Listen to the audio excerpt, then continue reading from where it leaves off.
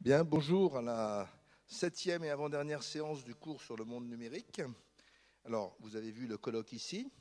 Alors, une grande bienvenue aux internautes qui sont extrêmement nombreux à télécharger les cours. Le chiffre est assez extraordinaire. Sur le niveau du Collège de France, il y a eu 540 000 téléchargements de cours de 24 professeurs en 2 mois, ce qui est quand même assez considérable. Donc, voilà le dessin d'Albert Robida, 1893, qui symbolise désormais les téléchargements de ces cours. Donc, messieurs les internautes, bonjour à travers le monde. Aujourd'hui, on va parler d'une nouvelle science qui s'appelle la mathématique. C'est un nom que je vais trouver ce matin, qui est la science de faire des choses magiques sur des images avec des mathématiques. Alors, les images, évidemment, tout le monde en a, tout le monde s'en sert. Les gens ne sont pas forcément conscients que l'imagerie numérique, c'est extraordinairement différent de l'imagerie classique, analogique, et qu'on peut vraiment faire des choses extraordinaires qui étaient hors de portée des techniques classiques.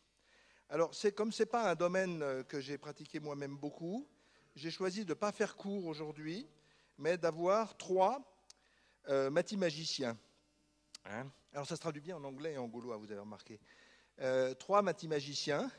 Le premier est Nicolas Ayache de Sophia Antipolis, que je connais depuis longtemps, et qui travaille sur l'imagerie médicale et tout un tas d'autres choses, la robotique médicale, et dont le titre c'est l'imagerie médicale aux patients virtuels.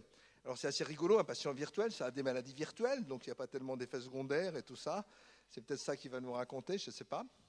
Le deuxième mathématicien est Frédéric Guichard de DxO Labs, ou DO Labs, je ne sais pas comment on dit, DO Labs.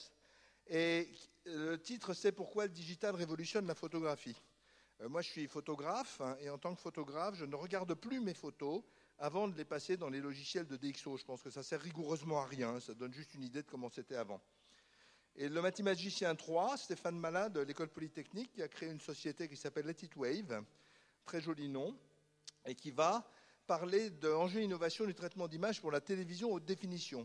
Dans ma leçon inaugurale, j'avais signalé qu'une télévision haute définition, c'était un supercalculateur d'il y a peu, il y a vraiment très peu, et vous allez voir à quel point c'est vrai, et à quel point la différence entre une jolie image et une image moyenne est quand même tout à fait de nature mathématique et informatique.